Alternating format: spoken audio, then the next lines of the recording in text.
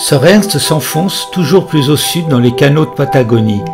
Les prochains jours nous mèneront aux portes du détroit de Magellan, là où les Cavescars ou à la Calouf, nomades de la mer, se déplaçaient sur leurs canoës, à la fois chasseurs, pêcheurs ou cueilleurs. L'histoire de ces Amérindiens représentait de façon primitive un miracle d'adaptation au milieu et au climat. Aujourd'hui, les derniers survivants ont disparu, de même que leur culture, du fait de génocides et de maladies importées par les colons et les navigateurs de passage. On se souvient d'eux grâce au roman de Jean Raspail, mais surtout par l'œuvre remarquable écrite par Luca Bridges, né en 1874 à Ushuaia. Fils de missionnaire anglican, il grandit parmi les Indiens Yaghan et plus tard les Onas, apprenant leur langue et leurs usages. Son ouvrage est une incontournable référence littéraire sur ces régions du bout du monde et la culture peu connue des Indiens fuégiens. Sir Ernst, au fil de sa navigation, s'est souvenu de ces hommes.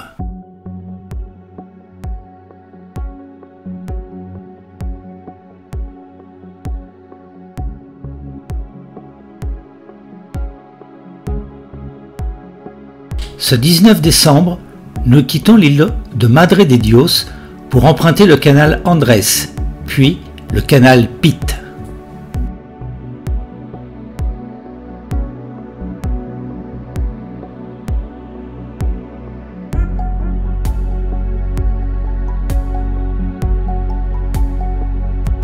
L'atmosphère est fascinante et nous avons vraiment l'impression de naviguer seuls, tout au bout du monde. Ce soir, nous mouillerons à Puerto Bueno.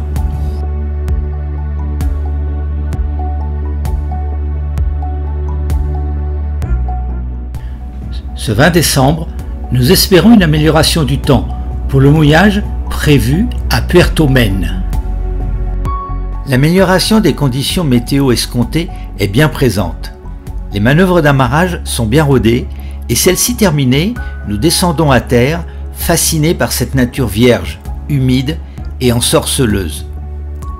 Bien entendu, la journée se termine avec un temps patagonien.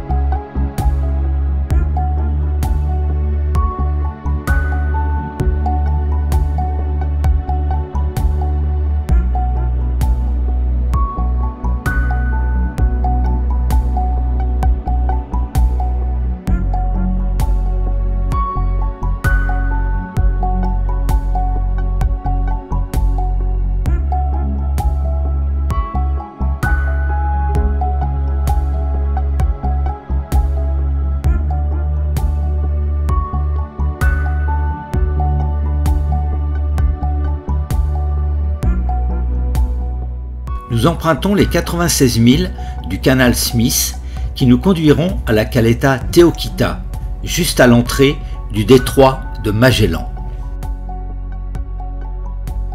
L'épave du cargo Sota Leonor, croisée dans le canal Smith, nous rappelle la dangerosité de la navigation dans les canaux.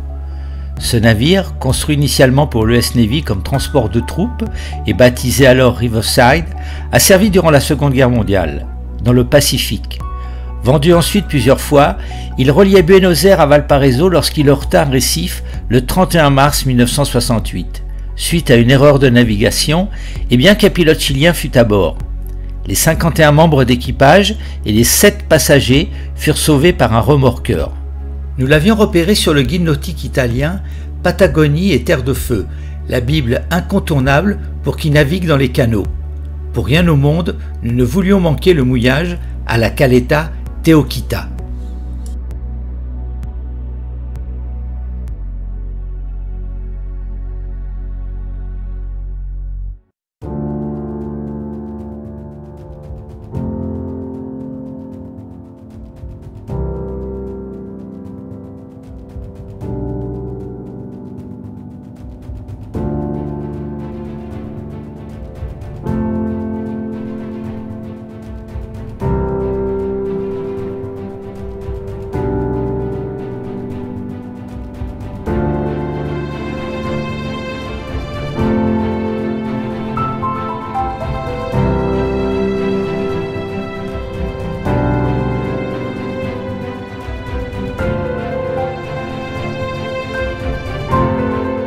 Nous sommes partis depuis plus de 3 semaines et les manœuvres d'amarrage sont parfaitement rodées.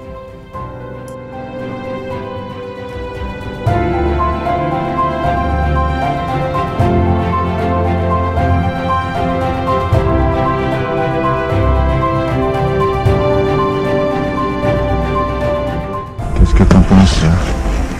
Hein? Ouais, je pense que... Non, ça doit être tu vas bon. l'évaluer. Je vais aller te mettre. Allez. T'as ouvert ton mousqueton. Voilà, tu ouvres ton mousqueton. Le nœud de plein point. Voilà, Vincent, super. Ok. Remplacer la vieille corde des pêcheurs par une sangle en bon état. L'arbre a l'air très solide.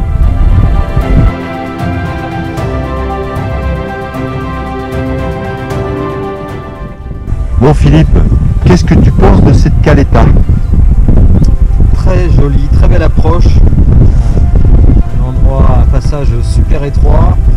D'ailleurs, je pensais bien qu'on n'allait pas passer un moment. Et ouais, c'est la chasse au trésor là. Tu rentres, tu sais pas ce que tu vas trouver. On a un endroit qui est super. On est accroché de tous les côtés. Et en plus, c'est le soleil. Voilà. Et nous attendons la tempête de pied ferme.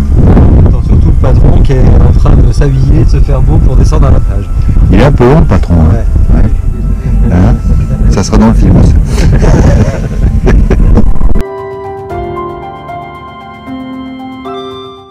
Vas-y, tu peux nous approcher un peu? Non, ah non, j'ai un peu lourd. C'est trop long. C'est trop lourd. Voilà, top. Bah, je descends là. Je descends. Voilà l'équipe de pointe qui va partir en exploration.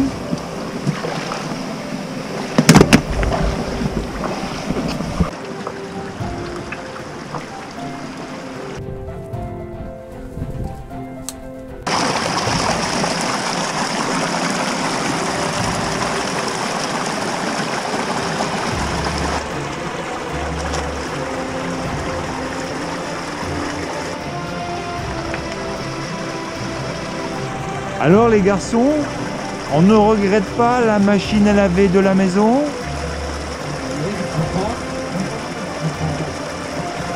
Les tâches ménagères effectuées, nous partons à la découverte de cet extraordinaire endroit.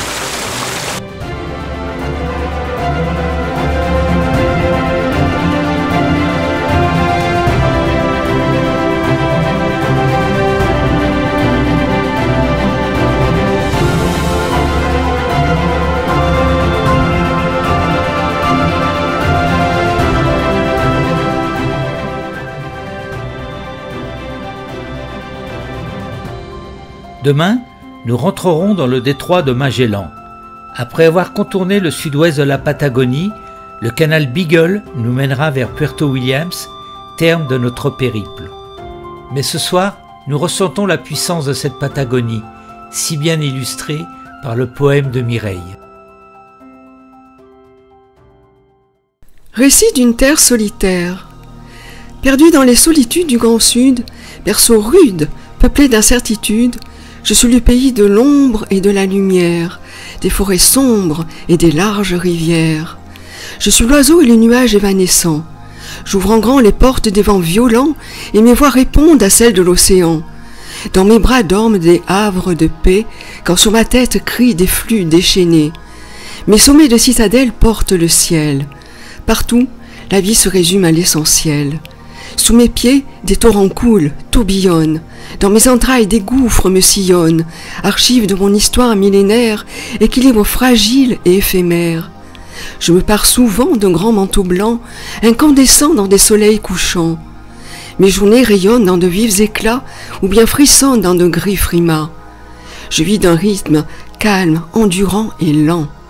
J'avance assurément depuis l'aube des temps vers un instinct sauvage et résistant. Au cœur impénétrable et insondable, dur comme la pierre, froid comme le marbre. Saisissant, solitaire et tourmenté, royaume des âmes nues et chevelées, peuple de l'eau, perdu puis oublié, je suis le pays de l'insoumis, où rien ne rassure, non plus ma poésie. Marchez à l'ombre de mes ancêtres et de mes dieux, encore visibles pour qui sait ouvrir les yeux. Tout y est combat pour maintenir la vie. Sous des écharpes de brume et rideaux de pluie, Je suis grandiose et mystérieuse Patagonie.